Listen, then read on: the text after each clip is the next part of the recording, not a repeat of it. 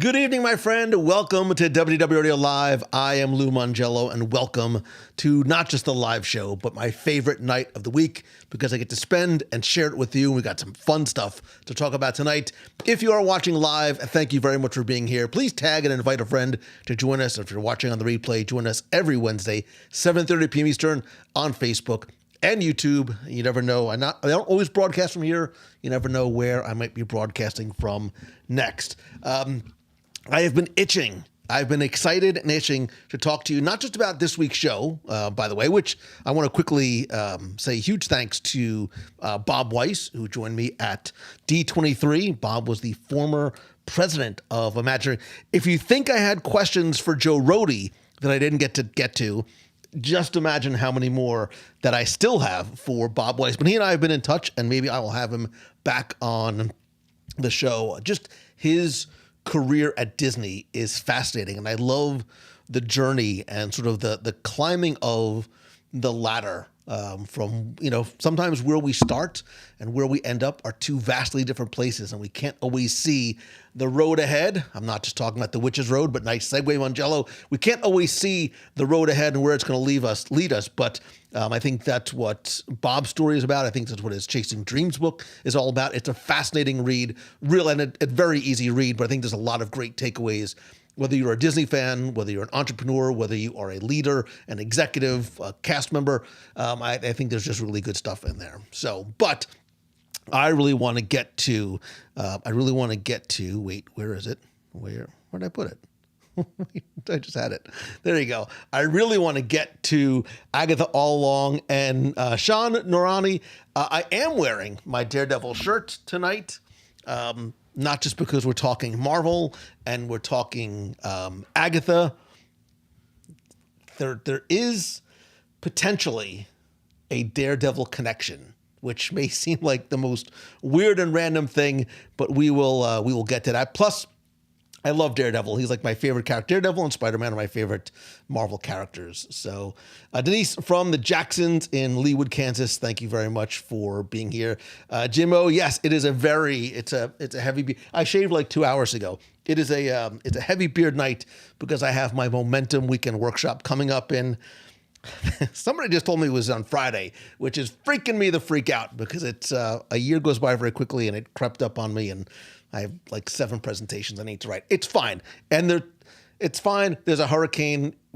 We'll be fine. It's not going to be a big deal. Plus, I think if you're in the Orlando area or if you're coming down from Momentum or on vacation, do not sweat it. I think it's heading westerly. We'll get a little wind, a little bit of rain tomorrow, but I think by Friday we will be fine.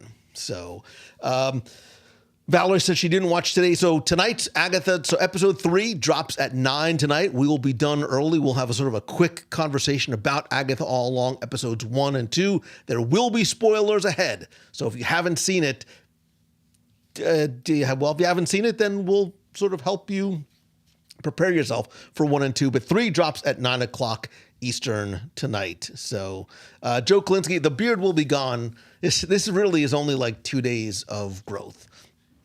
So, yeah, I'm very happy to have hair. So, you Tater, looking forward to seeing you, rolling out tomorrow. Safe travels, heading into the storm, which may or may not be a metaphor for Momentum. I'm not sure what you're expecting. Although I will tell you that I have the workbook. I am so excited for the work. The workbook this year is beautiful and it's huge. It's huge. My friends over at Lulu.com did an amazing job, and it's more than 200 pages. So there's good stuff inside. At least I think there is. So, Cindy Moteppen, nice to see you sitting in the Atlanta airport trying to get home. I hope wherever you are, not just you, Cindy, but wherever you are traveling from or to, you get there safely, because I know that the airports and the airlines, everybody starts to panic. I've just read somebody's post, and I'm not laughing. I mean, I'm laughing a little bit. Like, I think it's just like a Floridian thing that when you hear that it's going to rain or you hear the word hurricane, like somebody was like it's the train of the train of impending doom is barreling down on Florida. I need to get batteries and fill up my tub with ice and water. And I'm like, I think it's just going to rain tomorrow. I think we're going to be fine. But somebody's like, well, I guess you're not going to do the show tonight because the hurricane's coming. I'm like, well, how does one affect the other? I will go until the power goes out. So there you go. But let's talk. Let us talk about Agatha All Along. This is really, I shared my spoiler-free review last week. This week there will be spoilers, but I do want to sort of prompt the conversation a little bit, just to sort of ask you some questions about what you think about Agatha All Along. So let's talk about the character herself, right? We won't go too much into recounting the details of episode 1 and 2, but what do you think about sort of the evolution of, and I had hinted this a little bit last week, the evolution of Agatha Harkness, the character, from her role in WandaVision to this new role, right? And sort of her motivations in the first 2 episodes and how that might differ from what we saw in WandaVision. She very much really seems to be setting herself and some other people up to be an anti-hero. And what do you think of the series so far? Like, what do you think after episode 1 and 2, like this, we talked about it is very different than WandaVision in terms of tone and atmosphere, and that mix of it's coming, very, very dark humor and the supernatural elements that I think sort of set it apart from the superpowers that we had in WandaVision. Somebody's at my front door. I don't know why. Let me go and quickly say, I will tell you that my feeling was that the first episode especially, it very much is laying the foundational groundwork for what the show was going to become. And I think like a lot of, especially recent MCU stuff, sometimes you have to sort of buy into that first episode. Sometimes even the first 2 episodes, the pacing needs to sort of like step up a little bit. It very much does so. It's sort of like, it's like climbing the ladder to, I'm thinking about this metaphor as I say it. It's like climbing a ladder to a water slide, right? It's sort of a slow grind to get up to the top. Like, is this really worth it? Should I even bother doing it? This is kind of stupid. And then you get to the top and then you go down the water slide. I promise you, episode 3, I really liked it. I like that. Makes sense to me, although I haven't eaten in 2 hours. So episode 3, you get on the water slide. So, like, if you aren't really sure yet about the tone and the pacing, like, stick with it. Like the first couple episodes of Lost or the beginning of a Stephen King book, the juice is, I promise, going to be worth the squeeze. Dan Boyle says, Catherine Hahn is making us Clevelanders proud. I didn't know that she was from Cleveland. Vero Mike's not agreeing at all. Lou, I love you, but the series is a dumpster fire. Listen, that is the beauty of having these different shows to choose from. Do I think it's a dumpster fire? No. Am I intrigued? And maybe, Mike, because I have seen episode 3 and 4. Maybe because I have sort of gone ahead. I don't even think the first 2 episodes qualifies as a dumpster fire. There are other MCU shows on Disney Plus and some of the Netflix shows that I think very much were dumpster fires from the outset. I did not think Echo was a good series other than Daredevil. She-Hulk, I wanted to buy into that, because I was waiting for Daredevil. So I bought into She-Hulk for some painful episodes, that wedding episode, oy vey. That was almost more dumpster fire. I think it's a slow burn getting there, but different strokes for different folks, right? That's why I love the fact that there is a variety of stuff that comes out. Let me see. Suzanne says, it is an intense show. Just wait. And I'm looking forward to the theming leaning more into horror. Becky Mankin says, I'm all in with my sister and fellow witch Agatha. It's been captivating me in a way I haven't seen since WandaVision. Becky, by the way, happy birthday. Speaking, I was going to say something. It's going to be so mean. I want somebody to say it to because it's really funny, but I don't want it to come across mean. Happy birthday, Becky. I completely understand why you like this show. You describe yourself as dark and twisty. This is right up your alley, and I'm sure you can relate very much to the other witches in the coven. Anyway, it is And I do think, especially when we get to episode 3, I think when we get to episode 3, it is going to start to ramp up to a little bit more of that water cooler conversation that we had with WandaVision. Like, there were some friends I had during WandaVision that we would be texting sometimes like way late into the night with theories and discussions, like we were rewatching episodes. And I think there's a little bit of that. I don't think we've gotten there yet in episode 1 or 2, but I think that we're getting there. I hope so. I'm a Marvel fan, right? I want to enjoy these. Like, I want to love these things. I want to have that feeling again that I really haven't had in a long, long time, admittedly, with a lot of the Marvel and Disney stuff, right? And in the full transparency, like, I barely got through Wish. I will probably never, ever, ever see that again. I think I said ever enough times. But you Tater from the Tater on the YouTubes says, I was worried during the first episode, honestly. We thought the writing seemed a little weak. And then at the second episode, kind of mic dropped. It really drug us in. So Tater, I'm not sure if you want to use your real name, so I'll just call you Tater. I think if you start to, I think as you move forward and then you start to look back with hindsight being 2020, certain things start making more sense. You're like, oh, I get it. And if you pay really, really, really close attention,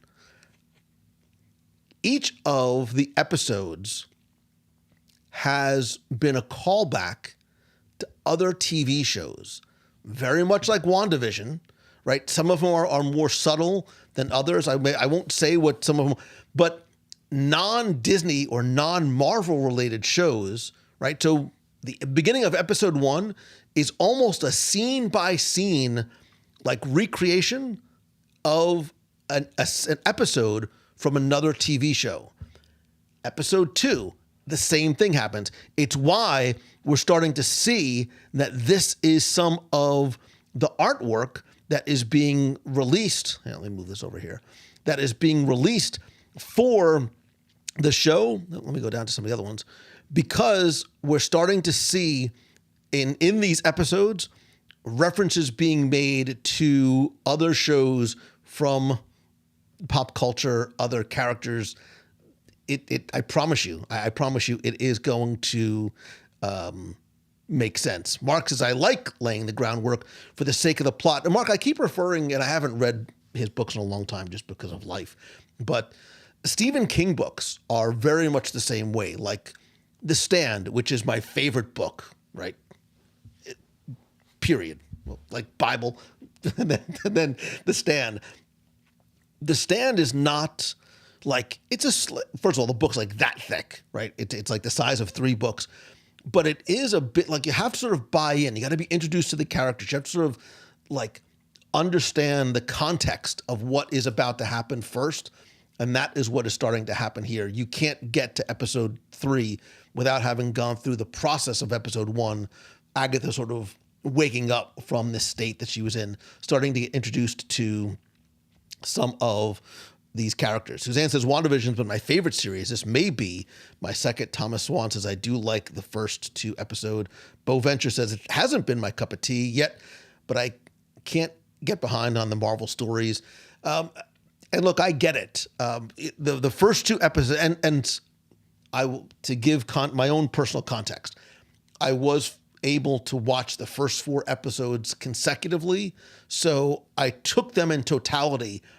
I rewatched episode 1 and 2 on Disney Plus the next day, and I can understand that, like, contextually, those 2 episodes stand alone might leave you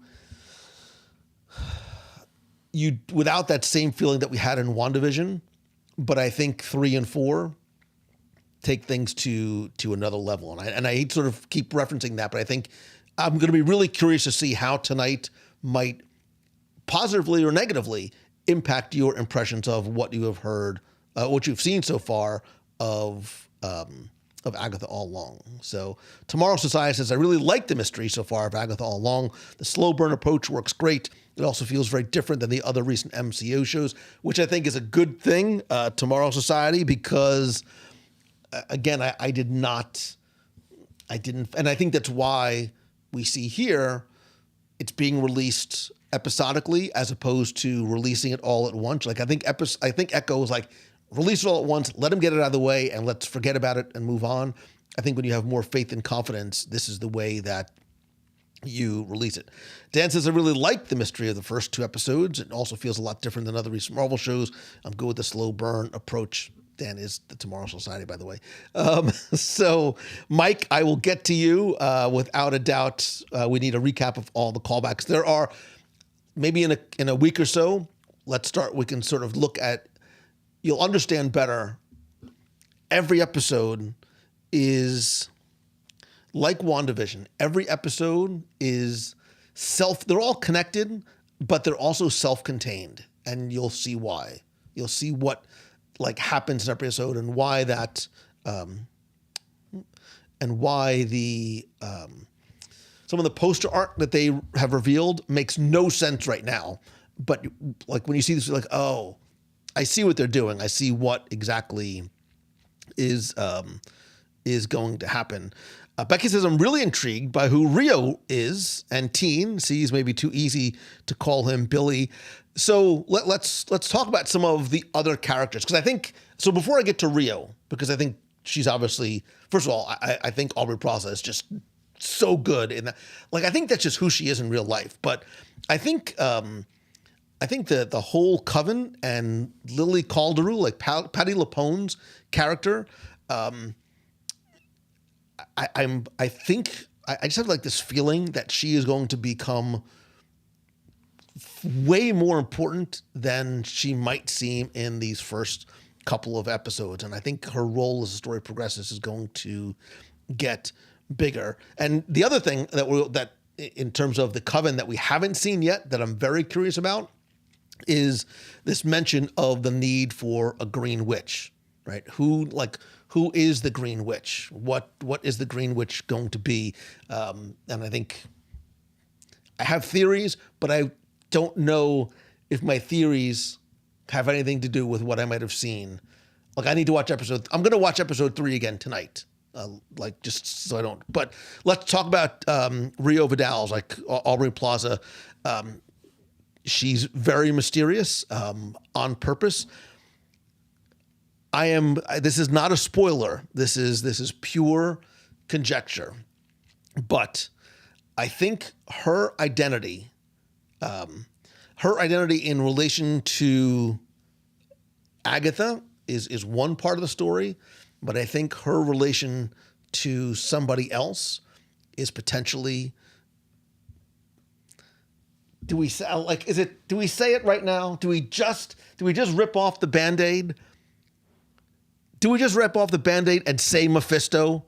Because and like I know when we watched WandaVision together, both as the nation and here on the show, every week was Mephisto confirmed, and Mephisto was never confirmed, but she may have, and I'm reaching, right? She may have a connection to I'm not saying she is Mephisto. I don't think she is Mephisto, but I think she may be, because there's a lot of gender swapping that's been happening in a lot of stories, not just Marvel and Disney and Pixar and Marvel and Disney and Star Wars, but I think her connection and the reveal of, so one, it might be complete misdirection because Marvel just loves laughing at us because we do.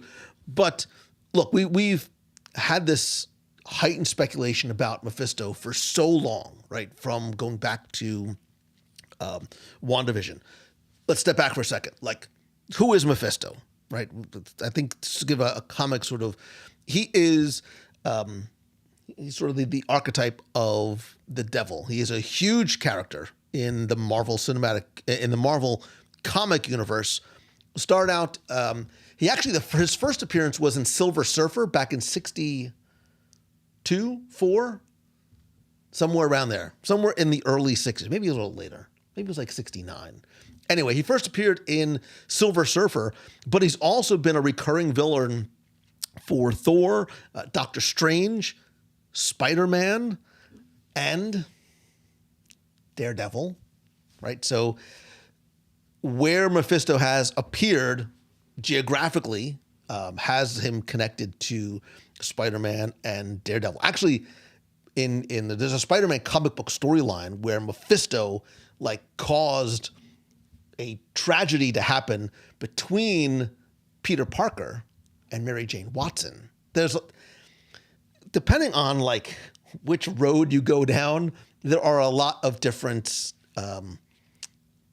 conflicting and sometimes contrasting stories about what these characters do with other characters. But so Mephisto is one of these like ageless, timeless demons, like born at the beginning of time that like preys on the fears of humanity. And I think like because we're talking about witches and witchcraft and covens and a lot of these things, like there's this logical connection to this. There's almost maybe an expectation. I don't think Aubrey Plaza is Mephisto. Actually, I this is not a spoiler unless it's my. By the way, Suzanne, I just started a comment. I love Salem's Lot. I love Salem's Lot, the Stephen King book. I love the not so great TV movie, and they're like next week, I think there's a new Salem's Lot premiering on Max, Amazon Prime. Anyway, so one, we've seen Mephisto before. You probably haven't seen Mephisto before, but we've seen Mephisto on screen before. It's a non-canonical, like it doesn't count in this MCU, but back in 2007, Mephisto appeared in Ghost Rider. Let's see how many people actually saw Ghost Rider. So Mephisto appeared in Ghost Rider. He was played by Peter Fonda, like legendary from the Fonda family. But there was another character that appeared there as well, and this is where I think, and I don't know if this qualifies as a spoiler because I'm purely guessing. Mephisto has sort of, I guess you can call him his son, his child, this thing that he created called Blackheart. And Blackheart, Mephisto's son, also appeared in Ghost Rider. Wes Bentley played the character. Ghost Rider is not a good film, just FYI. Like you can watch it if you just need something to fall asleep to or cry to. But basically, like Mephisto like saw like all this bad stuff happening in like New York, and he created this child, this son, Blackheart, from all of this. It's like Ghostbusters 2, like all the slime and the sludge under the city. That's basically what Mephisto did, but he took it like Play-Doh and made a kid. And that child was Blackheart. And the reason why, like, here it is. Here's the payoff of the connecting the dots. The reason why it makes sense is because if you go back and watch episodes 1 and 2, Agatha and I think a couple of the other characters keep referring, and it might even be in the song, keep referring to like a character or characters with a black heart. It may be like a super obscure like Easter egg reference, or maybe it's misdirection, but maybe that's what they're actually trying to say. So that's my like take on the mystery, misdirection, Mephisto, Blackheart. I'm probably wrong. We'll probably never see Mephisto. Sacha Baron Cohen, whether it hits him or not, we will see. But Sue Passero says, can I watch this one from episode 1 and understand anything? I think you really need, I think in order for this to make sense, you have to watch WandaVision. And plus, WandaVision, it's a really, really fun, it's a fun watch. So I think there's a lot of references in there that you will get and really, really enjoy. Becky May says, I like the first half hour, then they lost me. Becky, come back. Like, invest in the first 2 episodes. watch tonight and see if that grabs you. And again, it's not for everybody. Becky, I was going to do a watch party, tonight, but I have momentum on Friday, which is why I look the way I do. This is a lot more happy and less stressed than I've been in the last couple of days. It's fine. I'm fine. But maybe after I get through momentum and the recovery period thereafter, maybe we'll do a watch party. Maybe we'll do a nation watch party next week after. Somebody just send me a message and remind me, because I'm sure I will forget. So Sean says, this is the first Marvel show with an actual showrunner. Going forward now, all Marvel shows will have a showrunner. I think that's part of what was missing, Sean, is I think they were pumping these shows out so fast that the quantity was high, but the quality was poor. And I think Feige and everybody else sort of stepping back going, all right, we need to shelve some of these things. We need to, thank God they reshot most of Daredevil, because what it was sounded like an absolute train wreck. So we will see. Dan says, I really liked Loki season 2. This feels like a breath of fresh air after Secret Invasion. I mean, Dan, I thought Secret Invasion was not well done. It was so to the point that I didn't enjoy it so much. I didn't even like Samuel L. Jackson's Nick Fury. I think there was something off about the character and the performance and the dialogue. It just missed the mark for me across the board, which is too bad, because it's a great comic book storyline and it opens up a whole nother universe, multiverse, which I prefer the grounded characters myself, but we'll see. We shall see. So Stuart Patterson says, I believe Mephisto may have been a previous Darkhold owner. Yes. Or a soul trapped within it. Nicholas Scratch also being trapped within it while unreleased things from the Darkhold. So there, if you look in the background, there is a reference to Nicholas Scratch, I think in episode 2. It's in the back. It's on like a certificate in the background. So there is a reference to Nicholas Scratch. And again, I think there's also some mystery with other characters. Teen, I'm looking at you as well. Let me quickly catch up, because I know I'm way behind on some of these. Viewer Mike says, is momentum good for realtors? Yes, I think it is. Mike, send me a message privately. Send me an email or a DM on Facebook or wherever it's easiest for you, and I'll touch base with you on that. Becky says, I didn't finish Secret Invasion, went back to try and finish. She said try and finish Daredevil. Daredevil is, and I will die on this hill, and I'm like, once I get through Momentum and The Cruise and 7 other things, I'm going to do a rewatch, my own personal rewatch of Daredevil, because I think that Daredevil, the Netflix series, is far and away, it's the best TV that Marvel has ever done. Not even close. It's not for everybody. It's very violent. It is not something for the kids. It is very violent. It is very dark. That being said, I also think it holds up against some of the big screen content. I think the storytelling and the acting and the cinematography and every part of it is that good. There is a scene, there's a one shot of a fight in Daredevil down a hallway that is just brilliantly shot. You can go back and watch that scene like you watch the Portal scene in Endgame. It's that good. Daredevil, and I love the Daredevil character, not just because he's a lawyer, not just because he's Catholic, not just because he's from the Northeast, not just because he's blind as a bat. I mean, he's way more blind than I am, but there's a lot of things that I understand and relate to about that character and the dichotomy of his internal battle of good and evil. And it's just, he's a really, really such a good, complex character. So, let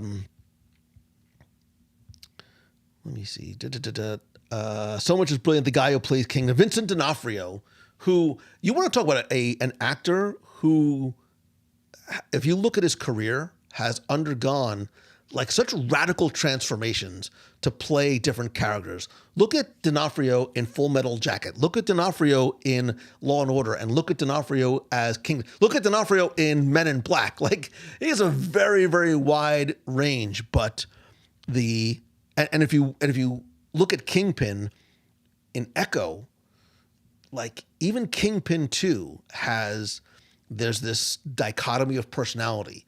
He is menacing and ridiculously violent and ruthless, but there's also this like soft, human, sympathetic, like loving side to him, it's odd to sort of see the juxtaposition of the two of those. Going back to Agatha All Along, I think we see that in some of the characters like Agatha Harkness in here, and sort of I think she's also a character that's battling some internal and external demons, both human and otherworldly as well. Allison Eddy says Daredevil is amazing, definitely my favorite. His cameo in Spider-Man is fun to see, and the reaction in the theater was priceless. I'm with you. Like, I loved seeing my two favorite characters come together, like sitting at the table, coming together. Actually, you know what? If you go back and watch that scene, right when he sort of grabs the brick that came in, if you look, his hand looks really weird because originally he was supposed to grab a snow globe, and instead they reshot, like they CGI'd it, and they had him grab a brick instead. I'm full of useless knowledge. I also agree. So Punisher 2, again, Punisher sort of almost, I'm going to call it a spin-off of Daredevil, but I really liked Punisher as well. It's not for everybody. It's not for the kids. And to that point, if you're kids, and you define your kids however you like, this is not a show for kids. It is going to take tonight and next week, it is going to take a very, very, very dark turn or two. 1, 2, 3. There are legit, like, there's a couple of things that I think might be scary for adults as well. So that's not a spoiler. It is a cautionary tale. If you're not into that kind of thing, there is a horror element to Agatha All Along, and you're like, whoa! Like, I watched by myself because I had to with the screeners, and I'm talking to myself at 12:30 at night, and I was like, whoa! Did a Marvel TV show on Disney Plus just do that? Was that just a thing that just happened? It is, and it does. And kudos, Marvel, for being able to push the envelope that way. Dan Boyle says, Kingpin, such a deep character that's been maintained so well. Daredevil, Hawkeye, Echo. Again, another one of these characters. And it's why I want to see more focus. And I think we're going to start to see the overlay of these characters on different storylines, because like Mephisto, the character who shall not be named, Kingpin also lays over with Spider-Man, with Daredevil. So a lot happens on the streets of New York, and New York, not just the city, but, Queens and Brooklyn. A lot of these characters like play in the same world, and that's where I live. Like Stanley used to say, like, it's the world outside your window. Like, that's the world outside the window that appeals to me most. I don't love all the multiverse, multidimensional variant kind of stuff. For Agatha, I dig the supernatural element to it, because it's a different sort of realm than, no pun intended, of that. So Becky says, I'm totally texting you as soon as I see it.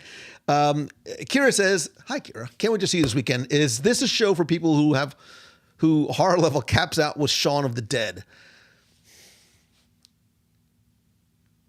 There's only like 2, and they're very, very short. There's like 2 scenes that I was like, whoa, that's a little scary. That's a little creepy. And then I was like, wow, that's like it felt like I was watching a little bit, and it's not long and it's not gory or bloody or anything like that. But I'm just saying this is sort of like prepare yourself for it. and because I enjoyed it, like I liked that element. I like horror movies. I like that aspect of it, but it's not anything that was, crazy or offensive or bad or anything like that. So, what else? So we talked about Mephisto. We talked about the pacing a little bit. The thing I'm really curious to see as time goes on is, and obviously this will make more sense when we get to episodes 9 and 10 that drop right before Halloween. What is Agatha's role, and maybe some of these other characters' roles, going to be going forward? I'm anticipating, not knowing, but I am anticipating a connecting of the dots from Agatha All Along to the greater Marvel. I think we're going to see Agatha again, right? Just the way WandaVision and what happened with Vision and White Vision, and we're obviously going to have a Vision series, and I think what's going to lead with her non-children, a young Avengers, a dark Avengers, which is what I think Thunderbolts is going to become, but that's going to be a whole separate conversation for another day. I think Agatha's anti-hero role will become much more defined as we move through the Agatha All Along journey. And I'm in, barring something crazy happening. Like, I'm in because I like,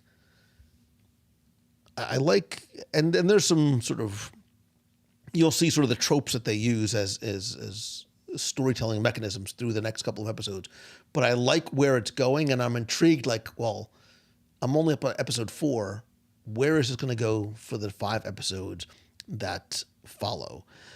So Dave says, Luke Cage was awesome. Wish they transitioned those guys into these. So David, I'm going to agree. I thought the first season, I thought the first like 8 episodes of Luke Cage were he was amazing. Like, really, really good. Used to read Luke Cage comics when I was a kid. Remember, he had like the yellow shirt and the jeans. He had like the chain belt and like the purple head. So I dug the Luke Cage character, like, again, the Defenders and all these characters in New York. I think after and I think it was like episode 6 or episode 8, like, I felt like they told a complete story and then they sort of like reset and started telling a whole new story again. It almost felt like two series with the same character telling 2 different stories. I didn't love the second half of it.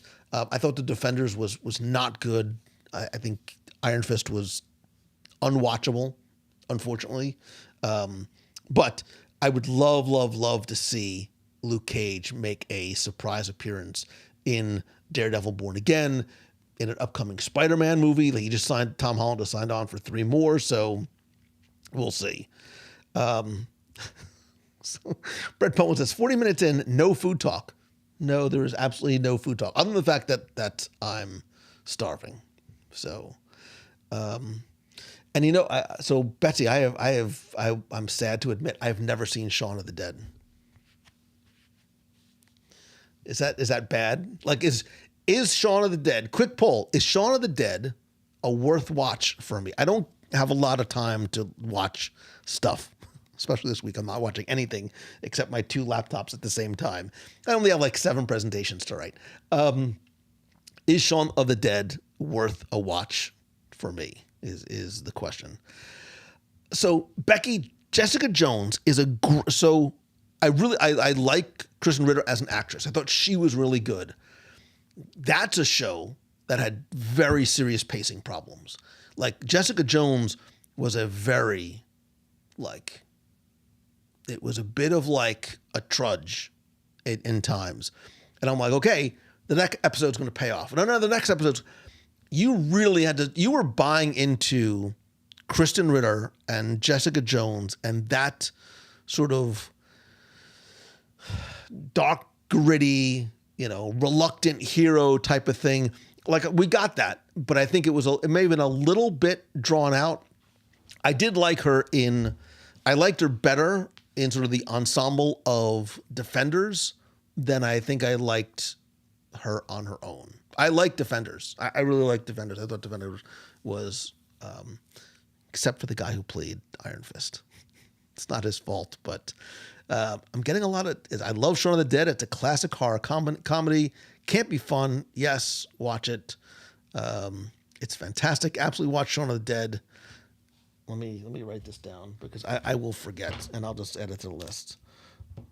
Oops.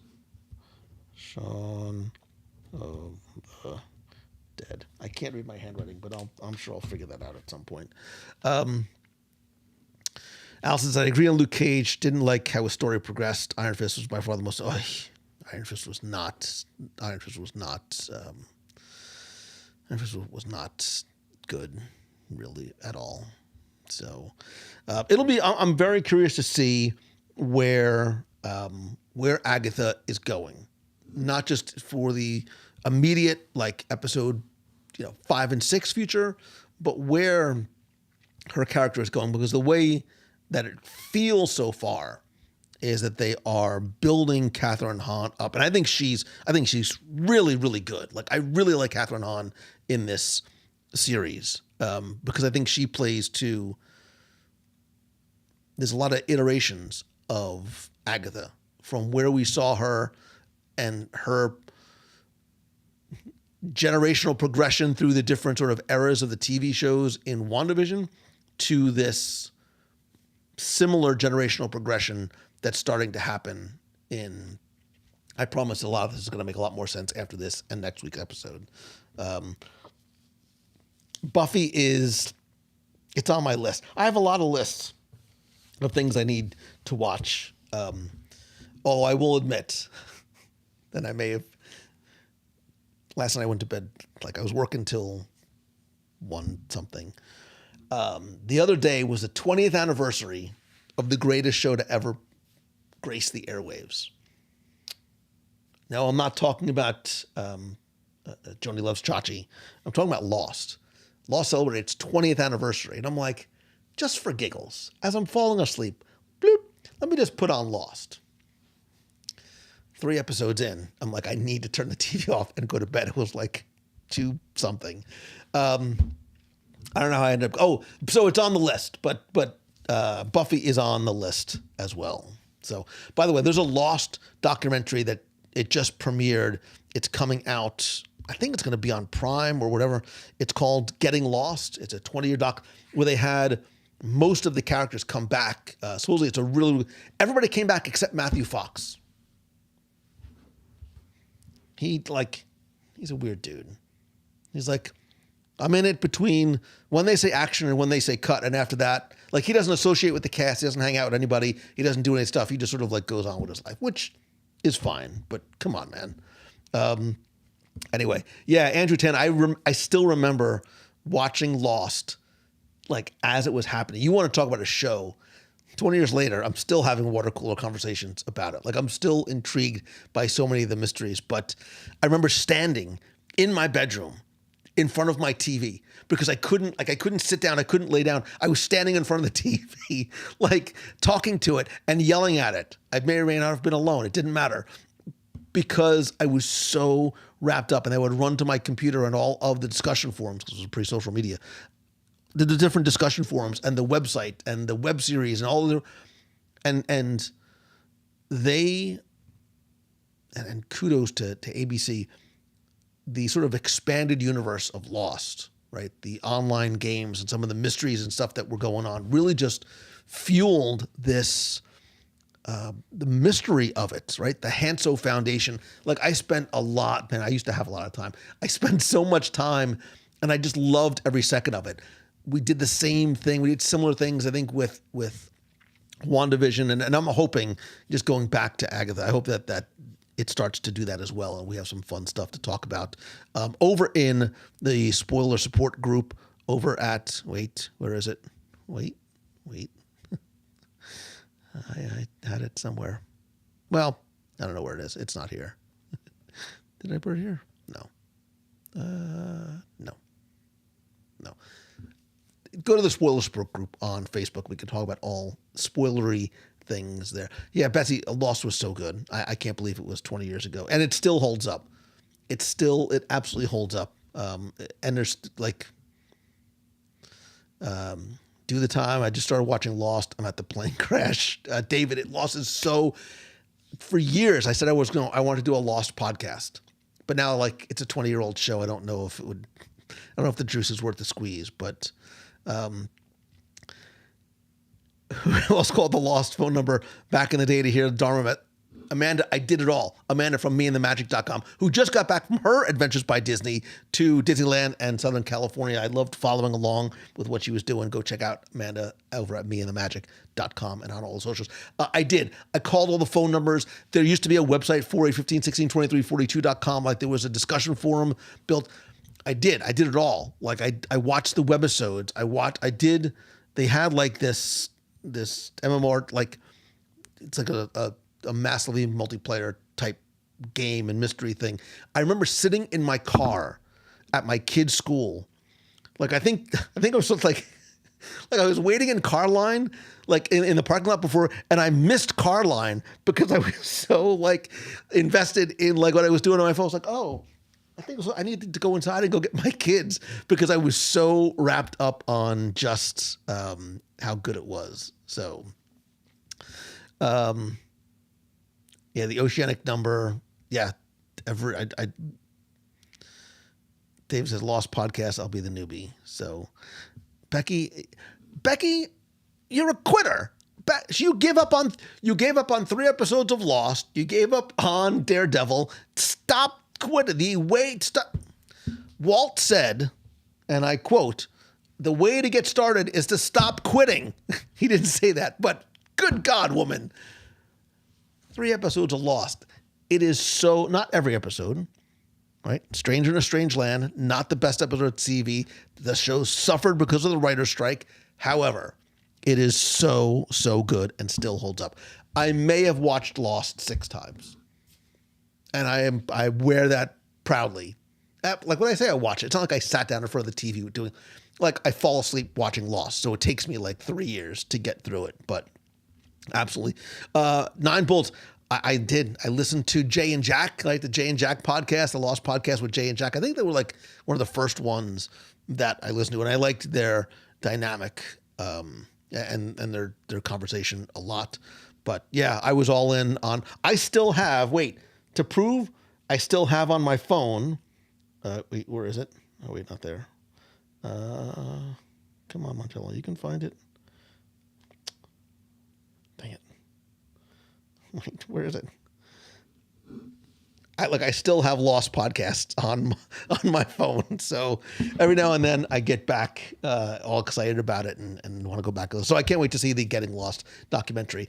I was talking about Agatha All Along. This is what happens. It's 20 after 8, which means we have to start wrapping things up because you guys have to go put on your little footy pajamas, get your like snacks together, ready to go sit on your little couch or in your bed or in your chair or wherever you do your thing and tune in to Agatha All Along at 9 o'clock p.m. Eastern. I know, still waiting for the rewatch. Heather, there's so many if that whiteboard could talk, yeah, I know. Anyway, couple of quick reminders because I'm going to forget. We still have some spots available for our evening at the Tip Top Club 2 on Saturday, October 26th at 7 p.m. Go to www.radio.com/tiptop24. It's going to be dining. It's going to be dancing. It's going to be some incredible surprises. Maybe next week. Or maybe at just some random time during the week, I'll go live again and I'll give you a little bit more of the backstory of the Tip Top Club.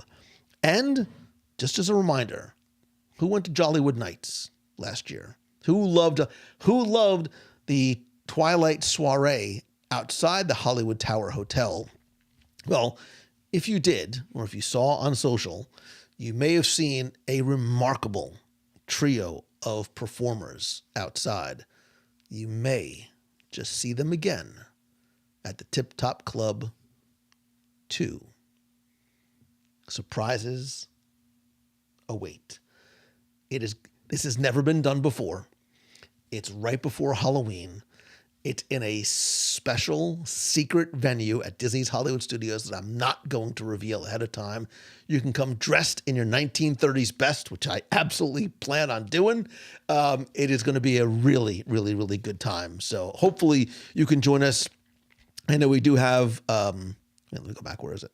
We do have some spots available. Again, go to www.radio.com/tiptop24. Speaking of spots available and doing cool stuff together, Becky, confirm or deny, I believe we have one spot remaining for our Adventures by Disney to Japan. I think we had sold out and then somebody had to cancel. So we have one spot left for our trip to Japan, May 18th to the 27th, with, if you so choose, we can all extend, as we are going to do, in Tokyo Disneyland, Disney Sea, Fantasy Springs. Mephisto's going to be, not Mephisto, but it is going to be an amazing time. And like Amanda just did, we are also going to do we have two. The first one is sold out. I think we have one spot left, Becky, for our second Adventures by Disney at Disneyland in Hollywood, July 27th through August 1st. You go to some incredible places. The studios, archives, Jim Henson Company, Disneyland's apartment, like Walt's apartment, Disneyland. A lot of surprises there as well. But wait, there's more, because we're going back to Paris, this time on an Adventures by Disney river cruise. I fell in love with river cruising when we did the Christmas markets last year.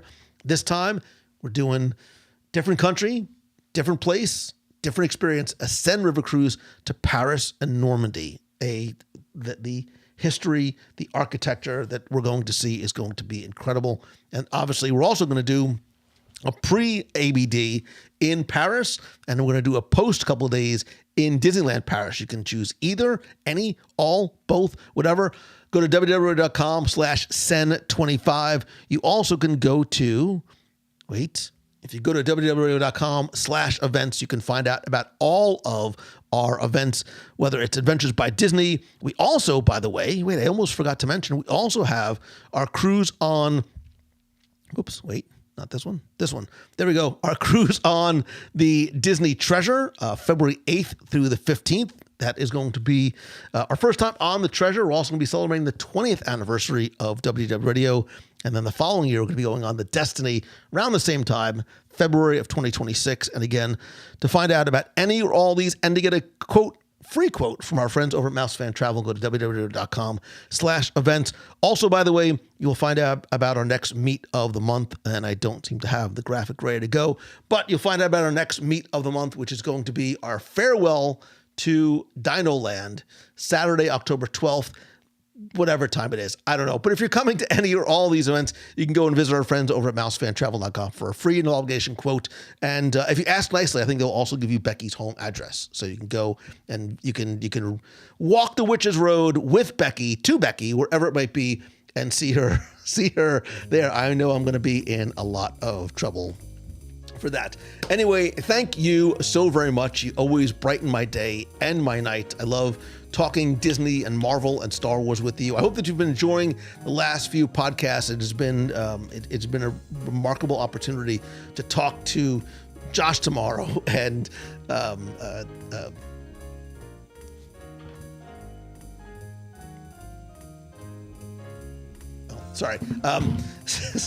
Josh Tomorrow and Joe Rohde. I had to sort of look at something real quick. Josh Tomorrow and Joe Rohde and Bob Weiss, the former president of Walt Disney Imagineering, this week. Got some really fun shows coming up very, very soon. And if there's ever anything I can do for you, anything I can help you out with, please, by all means, reach out and let me know. Thank you so much for being part of this incredible community. Thank you for everybody who is part of the Nation family. I love and appreciate you. If there's ever anything I can do for you, please reach out and let me know. So until next time, I love you. I appreciate you. Enjoy Agatha All Along tonight, and I'll see you in the, where is it? I will see you in the spoiler support group. I need to change the graphic here. Have a great night. See ya.